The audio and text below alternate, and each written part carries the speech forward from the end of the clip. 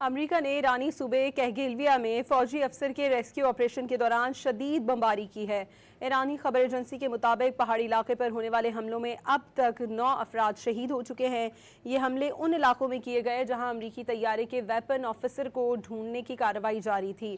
فارس news agency نے کہا ہے کہ کوہ سیاہ میں امریکی بمباری میں 5 افراد شہید ہوئے جبکہ 8 زخمی ہیں۔ وزگ اور کاگون گاؤں میں بمباری سے کم 4 قبائلی جان سے گئے۔ دوسری جانب امریکہ اور اسرائیل نے تہران کے بڑے نفسیاتی اسپتال پر بھی حملہ کیا، جس سے ذہنی امراض کا اسپتال بری طرح متاثر ہوا ہے۔ الجزیرہ کے مطابق نفسیاتی اسپتال اب مریضوں کے علاج کے قابل نہیں رہا۔ ہفتے کو امریکہ اور اسرائیل نے بوشہر ایٹمی پلانٹ پر چوتھا حملہ کیا تھا، جس میں ایک سیکیورٹی اہلکار شہید ہو گیا، جبکہ صوبہ خورستان کے شہر ماہشہر میں پیٹرو کیمیکل تنصیبات پر حملے 5 افراد شہید اور 170 زخمی ہو گئے تھے۔